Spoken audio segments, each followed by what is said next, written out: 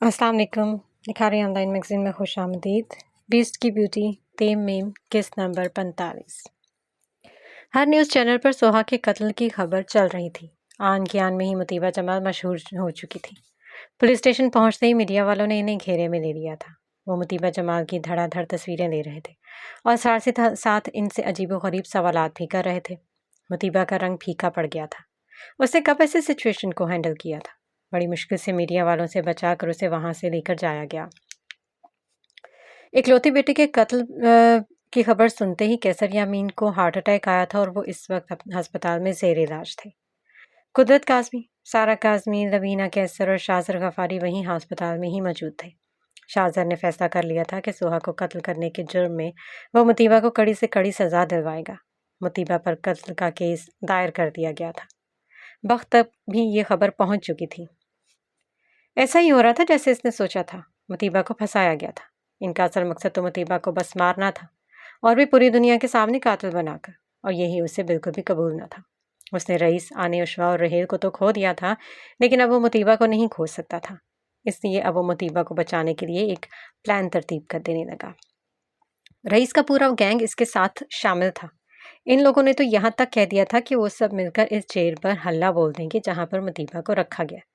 लेकिन वक्त ने इन सब की ये तजवीज़ रिजेक्ट कर दी थी। वो ऐसा कुछ भी नहीं करना चाहता था जिससे किसी मासूम को कोई भी तकलीफ पहुंचे। वो अब बहुत बारीक बीनी से इन सब का जायजा ले रहा था। इसे जो भी कदम उठाना था बहुत सोच समझ कर उठाना था। हदाद साहब ने इस केस को लड़ने के लिए एक माहिर वकील हायर किया था, लेकिन इनका केस बहुत कमज़ोर था। सारे सबूत मुतीबा को गुनहगार साबित कर रहे थे। ऐसे में वो कर ही क्या सकते थे। लेकिन हदाद साहब आखिरी दम तक ये लड़ाई लड़ना चाहते थे, चाहे वो हार ही क्यों ना जाए। लेकिन इन्हें लड़ना था, ताकि इन्हें अपनी ज़िंदगी में कभी ये पछतावा ना हो कि उन्होंने कोशिश क्यों नहीं की थी। इनका दिल मान ही नहीं रहा था कि मुतीबा ऐसा कुछ कर सकती है। उन्हें यकीन था कि उसे फंसाया गया है, क्योंकि कोई तो है जो मुतीबा को मारना चाहता है। लेकिन कौन? यही तो इन्हें पता नहीं चल रहा था। वो अपनी बहू को बचाने की हर मुमकिन कोशिश कर रहे थे, लेकिन शायद किस्मत इनके साथ नहीं थी। कैसर यामीन होश में तो आ चुके थे, लेकिन इनकी हालत अभी भी ठीक नहीं थी। वो सदमे में थे। इकलौती बेटी के गम का, मौत का गम ही ऐसा था। यही हाथ अबीना कैसर का भी था। वो भी रोए जा रही थी। सारा काज़मी ने दिलासे और तसल्लियां दे रही थी, लेकिन दिलासों और तसल्लियों से क्या होना था? आज इस केस का फैसला होना था। इन सब ने मुतीबा को सजा दिलवाने के लिए अपनी एड़ी चोटी का जोर लगा दिया था। हर जगह उन्होंने पैसों का इस्तेमाल किया था। अब मुतीबा जमाल का बचना तकरीबन नामुमकिन ही था। अदालत के बाहर पहले से ही मीडिया वालों का रश लग गया था। कैसर यामीन अपनी अहलिया लबीना कैसर, कुदरत काज़मी, सारा काज़मी, शाहजर गफारी और वकील के साथ अदालत में दाखिल हुए थे। मीडिया वालों ने इन्हें घेरे में ले लिया और इनसे सवाल जवाब करने लगे। बड़ी मुश्किल से वो सब वहाँ से निकले थे। हदाद साहब, फातिमा, अनस और हदीका पहले से ही अदालत में मौजूद थे। फैसला सुनने के लिए कमरा अदालत खचाखच भरा हुआ था। तभी मुतीबा को कमरा अदालत में लाया गया। सभी की निगाहें इसकी तरफ उठी थी। मुतीबा इन सब की निगाहों को खुद पर जमे पाकर डर गई थी। कुछ की नफरत भरी निगाहें तो कोई हकारत भरी निगाहों से उसे देख रहा था। वो किसी मुजरिम की तरह अपना सर झुका गई थी। इन सब की निगाहें इसे बहुत खौफ दिला रही थी। उसने दोबारा से अपना सर उठाया और अब इसकी निगाहें कमरा अदालत में किसी को ढूंढ रही थी। हाँ, वहाँ सभी मौजूद थे मासिवाय एक के, और वो था फारिस हदाद, जिस पर उसे सबसे ज्यादा भरोसा था, खुद से भी ज्यादा। क्या उसने सच मान लिया है कि मैं ही कातिला हूँ? मुतीबा का दिल चाहा कि वो कमरा अदालत में चीख चीख कर रोए, लेकिन अब रही सही हिम्मत भी जवाब दे गई, क्योंकि वो जिस पर सबसे ज्यादा एतबार करती थी कि चाहे कुछ भी हो जाए, पूरी दुनिया ही अगर इसके खिलाफ हो जाए, तब भी वो इसे अकेला नहीं छोड़ेगा। लेकिन वो ही अब उसे अकेला छोड़ गया था। अब रही सही हिम्मत भी टूटने लगी थी। इसका दिल खून के आंसू रो रहा था। अब इसे जो भी सजा मिले, इससे कोई भी फर्क नहीं पड़ने वाला था। अब वो सच में मरना चाहती थी, क्योंकि फारिस के रवैये ने उसे बेएतबार कर दिया था। वक्त जहाँ सारी सूरत हाल पर नजर रखे हुए था, वो बहुत पहले से ही ये जान चुका था कि अदालत का क्या फैसला होगा। इसलिए उसने सारी तैयारी पहले से ही मुकम्मल कर ली थी, क्योंकि वो लोग जज और वकील को तो बहुत पहले से खरीद चुके थे और इनसे अपनी मर्जी का फैसला ही सुनना चाहते थे। फारिस टीवी के सामने बैठा दिल थामे इसी खबर को सुनने का मुंतजिर था। सच तो ये था कि इसमें इतनी हिम्मत ही ना थी कि वो अदालत जाकर मुतीबा को यूं रोते हुए देखता, क्योंकि वो जान चुका था کہ مطیبہ کا اس کیس سے بری ہونا مشکل تھا۔ سارے ثبوت اسے ہی قصوروار ٹھہرا رہے تھے اور بالآخر یہی ہوا۔ مطیبہ کو سوہا کیسر کے قتل کا ذمہ دار ٹھہرایا گیا۔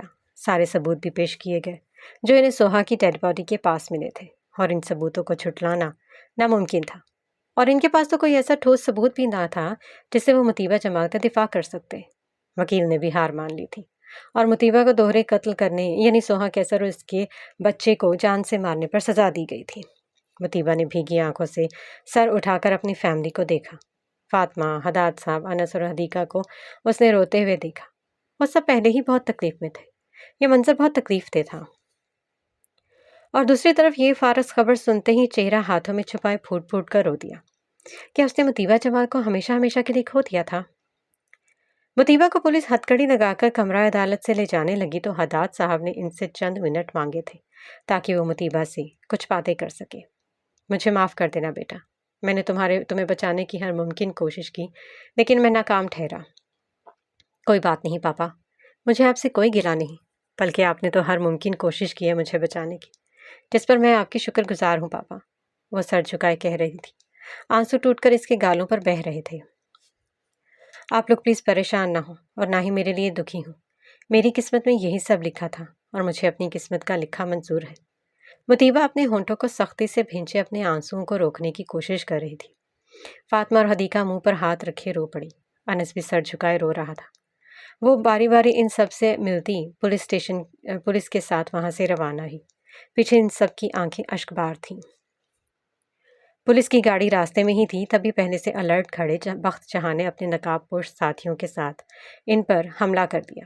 پولیس کو سمجھنے کا موقع ہی نہ ملا۔ بخت کے آدمیوں نے انہیں چاروں طرف سے گھیرے میں لے لیا اور ان پر بندوقیں تان لی۔ بخت کا یہی پلان تھا کہ اگر کسی بھی اہلکار کو کوئی تکلیف نہیں دینی، بس انہیں بے ہوش کرنا ہے، اور انہوں نے ایسا ہی کیا تھا۔ ان سب کو سمجھنے کا موقع دیے بغیر ہی ان پر بے ہوشی کا اسپرے کر دیا گیا۔ آن کی آن میں ہی وہ سب لوگ ہوش و خرد سے بیگانہ ہو کر وہیں گر گئے۔ مطیبہ یہ ساری صورتحال سمجھنے سے قاصر تھی۔ چلو باہر نکلو۔ کون ہو تم لوگ؟ ڈری سہمی سی مطیبہ نے پوچھا۔ یہ وقت سوال جواب کا نہیں ہے، اگر تم زندہ رہنے چاہتی ہو تو چلو ہمارے ساتھ۔ اپنا چہرہ نقاب کے پیچھے چھپائے بخت نے اسے دیکھتے ہوئے کہا۔ مطیبہ کے پاس اور کوئی چارہ نہ تھا ان کے ساتھ جانے کے علاوہ۔ وہ گاڑی سے باہر نکلی۔ بخت نے اپنی گاڑی کی اگلی سیٹ کا دروازہ کھولا اور اسے بیٹھنے کا کہا۔ اس کے بیٹھتے ہی اس نے دروازہ بند کر دیا۔ اب وہ اپنے ساتھیوں سے کچھ کہہ رہا تھا اور وہ یہاں سے فرار ہو جائیں اس سے پہلے کہ پولیس یہاں پر آ جائے۔ یس باس، حکم پاتے ہی وہ وہاں سے بھاگ نکلے۔ بخت بھی ڈرائیونگ سیٹ سنبھالتا گاڑی وہاں سے نکال لے گیا۔ سبھی پولیس والے وہاں بے ہوش پڑے تھے۔ مطیبہ گاڑی چلاتے اس انسان کو دیکھنے لگی جو اس کے لیے اجنبی تھا۔ کون ہو تم اور مجھے کیوں بچایا؟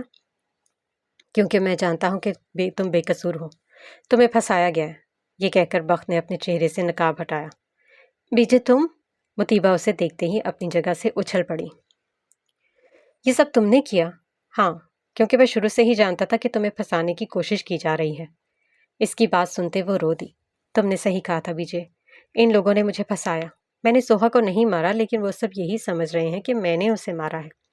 اب میں کیا کروں؟ تم مجھے پولیس کی حراست سے نکال تو لیا ہے لیکن جلد یا بدیر وہ مجھے ڈھونڈ لیں گے۔ ہاں جانتا ہوں، لیکن میں تمہیں بچانے کی ہر ممکن کوشش کروں گا۔ مجھ سے جو ہو سکا وہ کروں گا تاکہ مجھے بعد میں یہ پچھتاوا نہ ہو کہ میں نے تمہیں بچانے کی کوشش کیوں نہیں کی۔ وہ بنا اسے دیکھے گاڑی ڈرائیو کرتا کہہ رہا تھا۔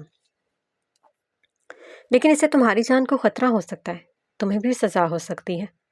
ہونے دو، مجھے اس کی پرواہ نہیں ہے۔ مطیبہ کی آنکھیں بھیگنے لگی تھی۔ وہ اپنے آنسو چھپانے کے لیے اپنا سر جھکا گئی۔ بخت اسے جنگل میں موجود اس ہٹ میں لے آیا تھا۔ یہ رہا ہمارا ٹھکانہ، جب تک تمہاری بے گناہی ثابت نہیں ہو جاتی تمہیں یہی رہنا ہوگا۔ وہ اسی لیے ہٹ میں داخل ہوتا ہوا کہہ رہا تھا۔ اس ہٹ کو دیکھ کر اسے کیا کچھ نہیں یاد آیا تھا۔ اس ہٹ میں اس نے فارس کے ساتھ ایک رات گزاری تھی۔ نہ جانے کیوں اس کی آنکھیں خود بخود بھیگنے لگی تھی۔ چلو بیٹھ جاؤ۔ بخت نے اسے بیٹھنے کا کہا جس پر وہ عمل کرتی اس کے ساتھ بیٹھ گئی۔ تمہیں یہاں پر ہر سہولت ملے گی، تم پریشان نہ ہو، میں تمہیں ایسے نہیں چھوڑوں گا۔ کیا کرو گے تم؟ میں اس انسان کو ڈھونڈ نکالوں گا جو تمہارے پیچھے ہاتھ دھو کر پڑا ہے۔ میرا وعدہ ہے تم سے، میں تمہیں بے گناہ ثابت کر کے ہی رہوں گا۔ بس تم وہی کرو جو میں کہہ رہا ہوں۔ مطیبہ نے اس کی بات سن کر سر ہاں میں ہلایا۔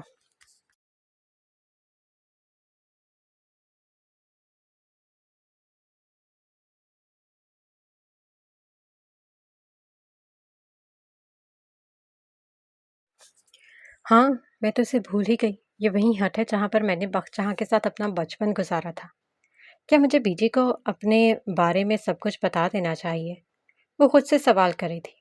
ہاں، ایک وہی تو بچہ ہے جو مجھ پر بھروسہ کرتا ہے۔ وہی میرا بیسٹ فرینڈ ہے۔ اس نے سوچ لیا تھا کہ وہ اسے سب کچھ بتا دے گی۔ وہ دونوں ہٹ کے باہر آگ جلائے ایک ساتھ بیٹھے بھنی ہوئی مرغی کے ساتھ پورا پورا انصاف کر رہے تھے۔ مطیبہ سب کچھ بھلائے بخت جہاں کے ساتھ بیٹھی مسکرا رہی تھی۔ اپنے ساتھ مطیبہ کو دیکھ کر بخت ہلکے سے مسکرایا۔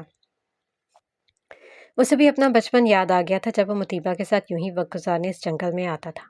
مطیبہ مرغی کی ران پکڑے کچھ سوچتی بخت سے بولی، سنو۔ ہاں بولو۔ وہ اس کی طرف دیکھتے ہوئے بولا، مجھے تمہیں کچھ بتانا تھا۔ ہاں کہو، سن رہا ہوں۔ وہ میری پرسنل باتیں ہیں جو میں تمہارے ساتھ شیئر کر رہی ہوں۔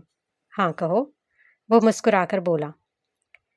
تمہیں پہلے میں نے بتایا تھا کہ میرا ایک بھائی ہے، سلیم۔ ہاں تو کیا ہوا؟ کیا وہ مر گیا؟ بخت نے ناسمجھی سے ابروچ کر۔ اللہ نہ کرے، کیوں مرے؟ تو پھر اور کیا ہے؟ وہ اصل میرا سگا بھائی نہیں ہے۔ کیا مطلب سگا بھائی نہیں ہے؟ مطیبہ نے گہری سانس کھینچی۔ تمہیں پتہ ہے بچپن میں میں نے اپنی یادداشت کھو دی تھی۔ وہ اپنی ہی دھن میں بنا اسے دیکھے اسے یہ سب کہہ رہی تھی۔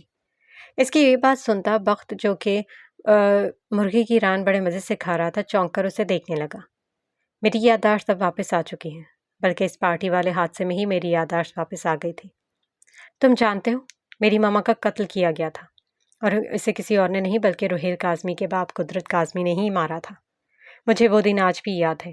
اس درندے نے میری آنکھوں کے سامنے میری ماما کو آگ لگا کر زندہ چلا دیا تھا۔ یہ کہتے ہوئے مطیبہ رو پڑی۔ بخت جہاں یکٹک اسے دیکھے جا رہا تھا۔ تو کیا مطیبہ کو سب کچھ یاد آ گیا تھا؟ تمہیں پتہ ہے بچپن میں میرا ایک دوست ہوا کرتا تھا، بلکہ نہیں، اسے میرا گارڈین کہنا درست ہوگا۔ اب وہ ہنستے ہوئے بخت جہاں کے بارے میں اسے بتا رہی تھی کہ وہ کیسے اسے تنگ کرتی تھی۔ اس کی باتیں سنتے بخت جہاں کی آنکھوں میں نمی گھلنے لگی۔ تو کیا وہ اب بھی اس کے دل و دماغ میں زندہ تھا؟ یہی سن کر اسے خوشی ہو رہی تھی۔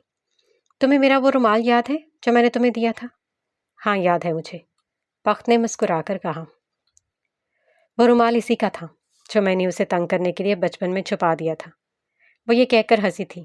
وہ بہت رویا تھا، لیکن میں نے اس پر بالکل بھی رحم نہیں کیا، کیونکہ اس نے مجھے چوٹ پہنچائی تھی، اور میں اس سے اپنا بدلہ لیے بغیر بالکل بھی نہیں چھوڑتی تھی، اور میرا اس سے آخری بدلہ تھا۔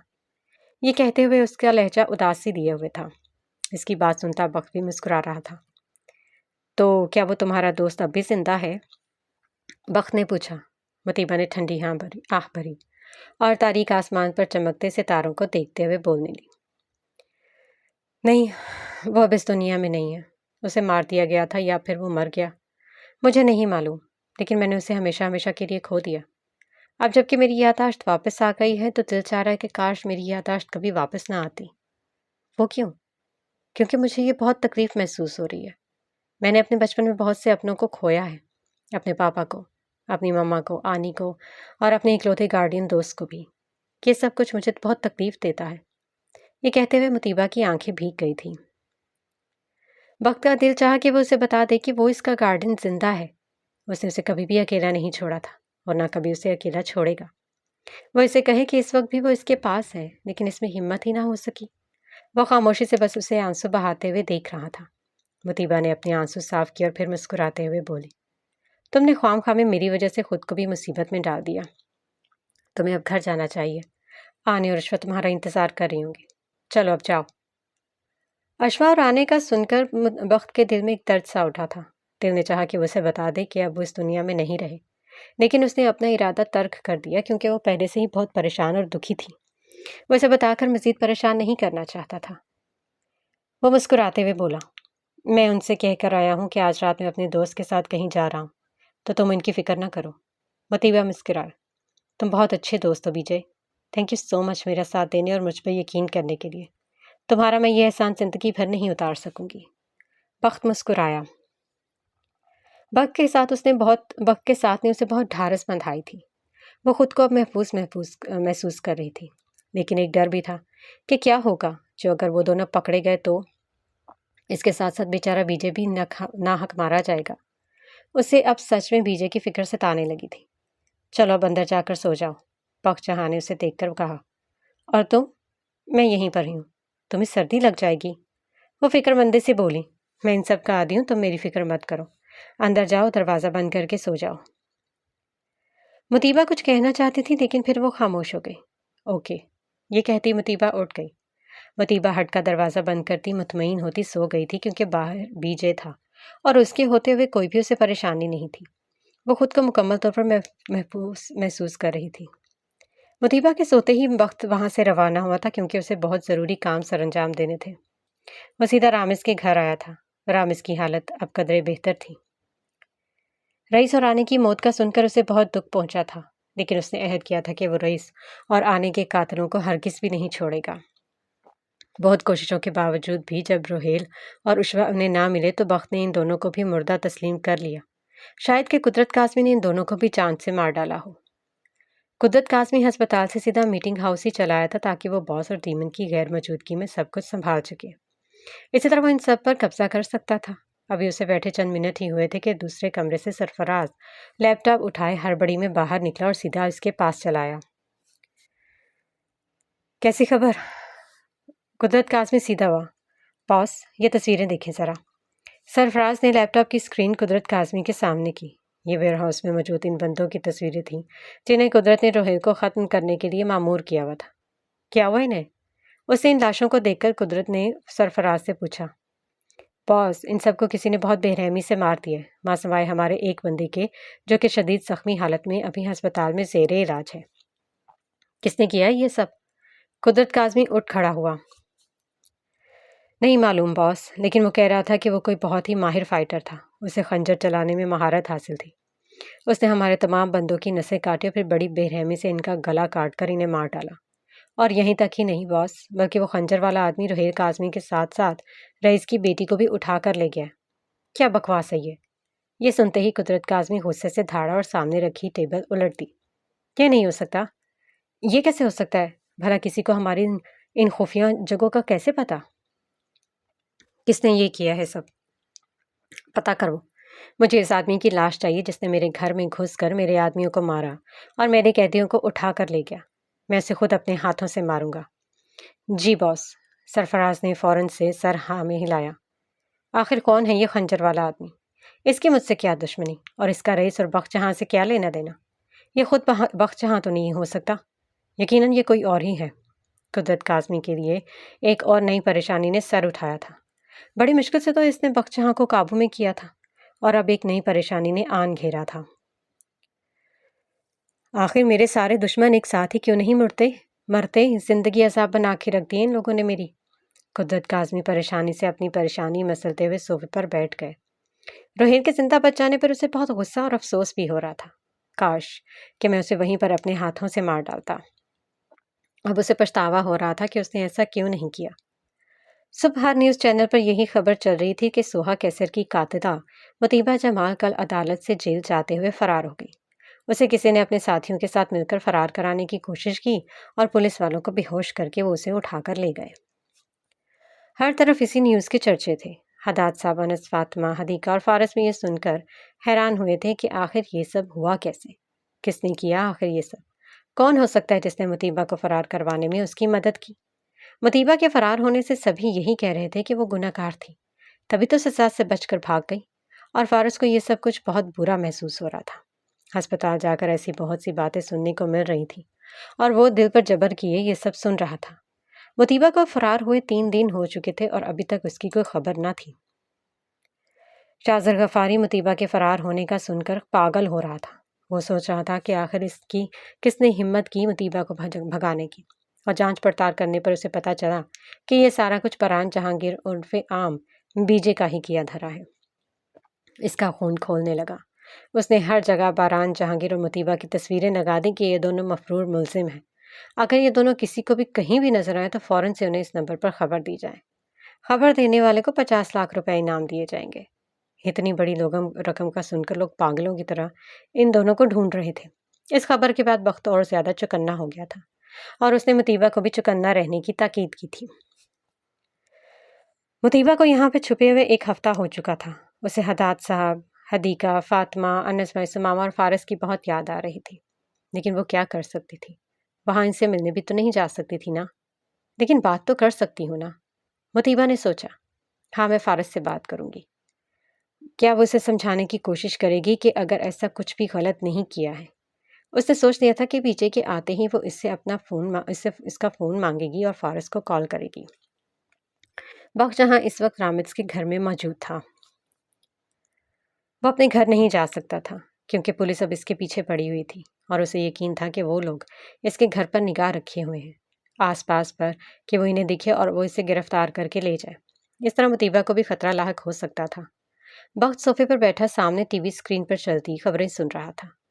خبر مفرور مطیبہ جمال اور باران جہانگیر کے متعلق ہی تھی۔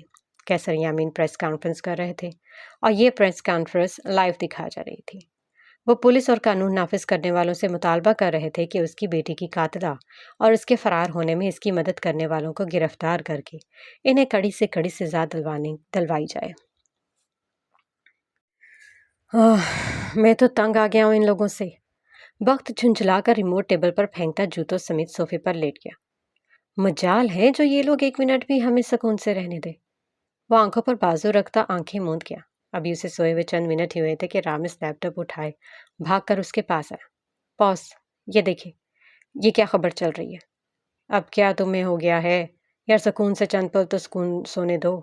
وہ تنگ آ کر بولا۔ باس، خبر بھی ایسی ہے کہ آپ بھی حیران ہو جائیں گے۔ کیسی خبر؟ بخت جہاں سیدھا ہوتا بیٹھ گیا۔ لاؤ دکھاؤ ذرا۔ بخت نے اس کے ہاتھ سے لیپ ٹاپ لے کر گود میں رکھا اور اب رامز اسے آج کی خبر دکھانے لگا۔ یہ دیکھیں باس۔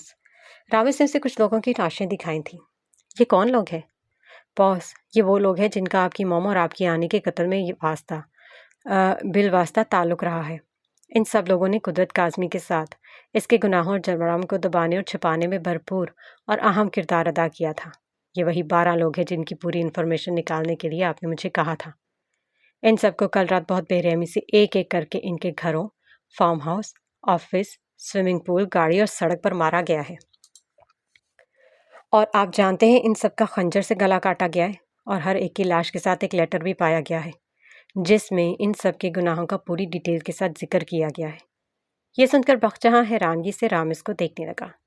کون کر سکتا ہے آخر یہ سب؟ آخر اسے ان سب لوگوں کی لسٹ ملی کہاں سے؟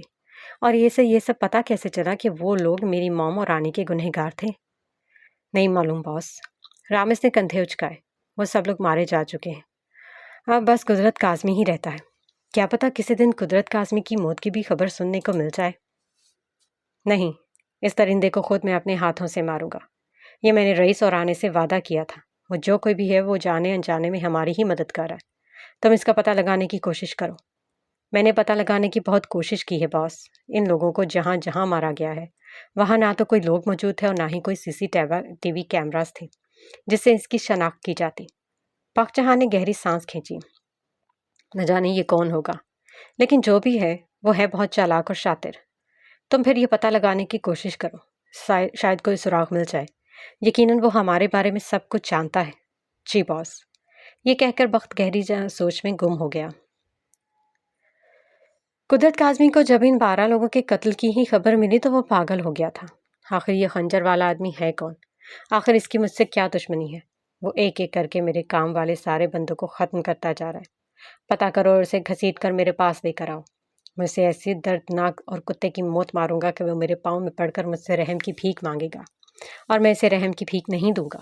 جی باس، میں کوشش کرتا ہوں، لیکن وہ بہت چالاک اور ہوشیار ہے۔ اس نے اپنا کوئی بھی سراغ نہیں چھوڑا جس سے اسے پکڑا جا سکتا ہے۔ آخر کون ہے یہ؟ اور یہ جو کوئی بھی ہے مجھے پاگل کر دے گا۔ قدرت کاظمی غصے سے پاگل ہو رہا تھا۔ اس خنجر والے نے اس کی ناک میں دم کر کے رکھ دیا تھا۔ اب جب کہ وہ بخت جہاں کو ختم کرنے والا تھا تو کہیں سے یہ آدمی آ ٹپکا تھا۔ اب وہ بخت کو چھوڑ کر اس خنجر والے آدمی کے پیچھے پڑ گیا تھا۔ پہلے سے اب اسے ختم کر دینا چاہتا تھا جو اس کے لیے خطرہ بنتا جا رہا تھا۔ فارس نے باران جہانگیر کے متعلق پوری انفارمیشن حاصل کر لی تھی۔ اسے معلوم پڑا تھا کہ وہ مطیبہ کے ساتھ یونیورسٹی میں پڑھتا تھا۔ اس نے باران کے گھر کا پتہ معلوم کیا اور وہاں روانہ ہوا۔ اب جو بھی کرنا تھا اسے ہی کرنا تھا۔ وہ باران جہانگیر کے گھر میں داخل ہوا۔ گھر میں کوئی بھی نہ تھا۔ فارس پورے گھر کی تلاشی دینے لگا کہ کیا پتہ کوئی ایسا سراغ مل جائے جس سے وہ مطیبہ کے بارے میں پتہ کر سکے کہ وہ کہاں ہوگی۔ وہ ایک ایک کمرے کی تلاشی لے رہا تھا لیکن اسے ایسی کوئی بھی چیز نہ ملی جس سے وہ کچھ معلوم کر پاتا۔ سیڑھیاں اترتے ہوئے اس کی نگاہ اچانک سے کونے والے بند کمرے پر پڑی تھی۔ चलो उसे भी देख ही लेता हूँ। वो कुछ सोचता इस कमरे की तरफ बढ़ गया। उसे कमरा अंदर से लॉक्ड मिला। फारिस ने दरवाजे का लॉक ही तोड़ डाला। वो जो ही कमरे में दाखिल हुआ, अंदर का मंजर देखकर वो साकित रह गया। इस कमरे के चारों दीवारों पर मतीबा जमाल की ही तस्वीरें टंगी हुई थी। कहीं पर वो हंस रही थी, कहीं रही रही थी, तो कहीं झूला झूल रही थी। फर्श के पूरा कमरा इसकी तस्वीरों से भरा पड़ा था। ये सब क्या है? मतीबा का आखिर इस लड़के से क्या लेना देना? उसने मतीबा की तस्वीरें क्यों अपने कमरे में सजाई हुई हैं? आखिर इसका मतीबा से क्या रिश्ता है? उसे तजस्सुस हुआ था। अब वो कमरे की हर एक चीज उलट पलट कर देख रहा था। तभी एक दराज खोलते हुए बख्तजहां की वो सुर्ख मखमल वाली डायरी उसके हाथ लगी थी। बख्तजहां? उसने डायरी पर लिखे नाम को पढ़ा। ये कौन है? वो सामने रखी कुर्सी खींचकर वहीं बैठ गया और डायरी खोलकर पढ़ने लगा। वो जूं जूं डायरी पढ़ता गया, इस पर सारी हकीकत आश्कार होती गई। कई आंसू टूटकर बेमोल हुए थे। तो क्या मुतीबा जमाल बख्तजहां की बचपन की मंगेतर थी?